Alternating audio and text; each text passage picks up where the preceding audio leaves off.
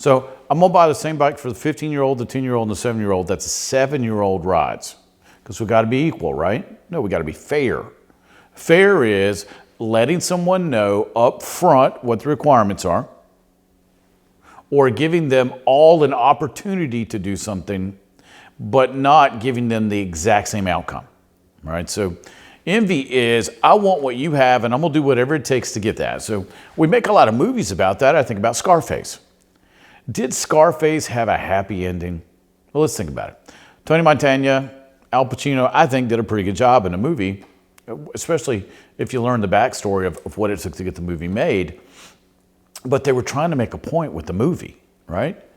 Is trafficking cocaine and wanting to have everything else everybody else has and making illegal money and all these things going to lead to a desired outcome? It did for a while, but how's it end?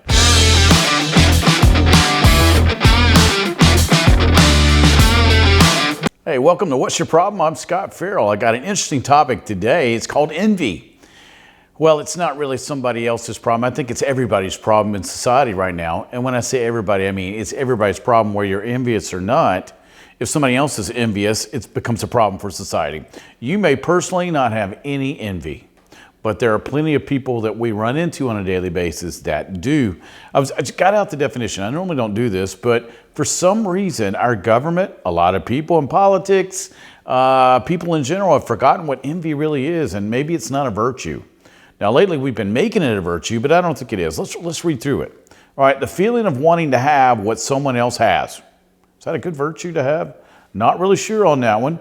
I like it. Their exotic vacations inspired envy among their friends. Okay, just make your own money. All right, painful or resentment awareness of an advantage enjoyed by another person with a desire to possess the same advantage. All right, then it's got malice right beside it. For some reason, we made envy a virtue now instead of something that was discouraged. I remember when I was a kid, in elementary school especially, we would have a list of virtues that were great and a list of things we don't want to be, right? It seems like it's been inverted since I was a kid, and I realized that I started school in the early 70s. So, I'm learning these things late 60s, early 70s. My grandma would go through them with me before I started school. And she's like, don't envy people, don't be rude. And she'd go through everything that I was not supposed to be. Now it seems like we celebrate that on TV, movies, TV shows. Be envious. Be mad at that guy or that lady for having that. They shouldn't have that. I should have that. Well, we have multiple TV shows like that, right? We've got all the housewife shows. Can't stand watching this stuff. Real estate shows, all they do is fight with each other and they're mad at each other because one of them's got this and the other one's got that. And is that really what it's about? And then you look at social justice. Got a quote from Thomas Sowell, one of my favorite people. Envy plus rhetoric, let me say this again. Man, my reading. Envy plus rhetoric equals social justice. For some reason, we think everybody should have the same thing. Well, you can treat people fairly, right? You can't treat them equally. What do I mean by that? I have to teach a lot of parenting classes, right? Let's say you've got a 15-year-old, a 10-year-old, and a 7-year-old. Do they all get the same bike? So I'm gonna buy the same bike for the 15-year-old, the 10-year-old, and the 7-year-old. That's a 7-year-old rides. Because we gotta be equal, right? No, we gotta be fair. Fair is letting someone know up front what the requirements are, or giving them all an opportunity to do something, but not giving them the exact same outcome, right? So envy is, I want what you have and I'm gonna do whatever it takes to get that. So we make a lot of movies about that. I think about Scarface. Did Scarface have a happy ending? Well, let's think about it. Tony Montana, Al Pacino, I think did a pretty good job in the movie, especially if you learn the backstory of what it took to get the movie made. But they were trying to make a point with the movie, right? Is trafficking cocaine and wanting to have everything else everybody else has and making illegal money and all these things going to lead to a desired outcome? It did for a while, but how's it end? Oh, everybody in the whole movie gets killed. I always used to tell my students, drug dealers don't have good retirement plans. So envy's a bad thing. It's just like being in the NFL. People get mad, or NBA, or whatever it is. People get mad at athletes, or athletes get mad at people. Why? You've been touched by God with a special gift. Go out and use it for as long as you can and move on. But now we've glamorized envy on TV. Black Lives Matter, Antifa. We want communism. Communism is joint misery. A few people at the top get everything and everybody else gets nothing because we try to make everybody equal. No, that's not in the Constitution, and that's not what God intended. God intended for us to all use our talents and gifts to go out and make a living on our own through His blessing. See, envy just causes strife, anger, takes away joy, peace. Envy comes straight from hell. It's from Lucifer. Now, it's a great tool, man. If I had to think up something to divide people, it's going to be envy. That guy's got a watch. That guy's got a car. That guy's got a boat. That guy's got a country club membership. That guy's got something else I want. That lady's got a beautiful dress. Man, she's got a purse. I want that purse. She's got great hair. I want her hair. Seriously? Is that how you want to go through life? With envy in your blood, in your veins, and it just destroys everything. Look around. Look at all the people in the housewife shows. Again, I can come back to those because they just start fighting from the get-go. How many are happy? How many are filled with joy? How many live a godly life? They say they do, but they don't. And how many of those people end up broke and divorced? It's hard to stay married. It's hard to stay in love. It's hard to stay connected to God if all you do is get mad, start yelling at people. You're always angry about something. Your feelings are always hurt, and you're always envious about what someone else has. I guess I'm fortunate because I don't watch TV. I don't watch the news. I don't watch popular TV shows. I just kind of live in a bubble. Why? Well, I'm not envious about someone else. I know this about envy. It can't make me happy. I don't necessarily want what they have. I don't want them in the circumstances they have. To have what they have, I have to change me and have to be them.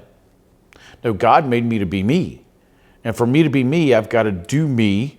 I've got to use my initiative and my desire to go after the things God implanted in me to have. And being envious of something someone else has is not going to help me, and it's going to destroy me. So it's better if I step back and go, that's a really cool thing. Now, do I really want it? Is it something I really want to use? Maybe not. Now, there's certain things I want in life, but normally it's not something someone else has. Because if I steal something from someone else, it's going to have to lead me by law of quantum physics. I can't steal and keep. People can give and I can keep it. I can give and they can keep it. But if I steal something, I'm not going to get to keep it. Remember, if Lucifer gives you something through envy or whatever it is, he has the right to take it back, and he will. So gaining things through envy or living through envy or just trying to go through life envious is a route of destruction and unhappiness. And I'm sure you've seen plenty of people like that. Maybe you're that person now. Maybe the definition of envy is you looking in the mirror. I don't know. Normally it's somebody we know, right? Somebody else. It's somebody else's problem. Hey, go to any local church, you'll see plenty of it. I don't put up with my church. I've had Bojangles talks with people. We're not going to act like that here. But if it's you, just change. Hey, man, admit that, okay, I got all these issues. I've had to do that in the past. And just say, wait a minute. If they have things like this, so can I. Because God wants me to have desires in my heart. It may not be theirs, but I can have what I want. All right, so the best way to cure envy is write down what you want. Write down the opportunities you're given. Write down your desire with it. Ask God about it. See if it's something that lines up with what He wants for you. And then go after it. Remember, God's going to give you daily ideas to go out and start a business or ways to obtain financial gain. Just listen to the Holy Spirit. He'll lead you down the path that you need to go on. It's that simple. All right, if you have any questions, which people do, send me an email. All right, easiest way to get to me. WYPpodcast.com is our website. Got tips, resources on there. And then we have problem at WYPpodcast.com. All right, so if you have a problem, maybe I haven't addressed. And, you know, if I were to do one podcast a week, that's only 52 things I can cover. Think about it. That's, out of all the problems in the world, that's not a lot of problems, right? I have to cover certain topics. So problem at WYPpodcast.com. Also, look down, fingers going down. I got two fingers going down. Subscribe. It's not that just ding, I'm going to subscribe to this. Also, if you know somebody that could benefit from what I'm talking about, send it to them. just go send, boom, or go, hey man, you got to check this guy out. All right, so you can catch up with us on Facebook, Instagram, YouTube, currently, and our website, wyppodcast.com. I'm Scot Ferrell. Thanks so much for spending some time with me, and I hope this helped. See you next time.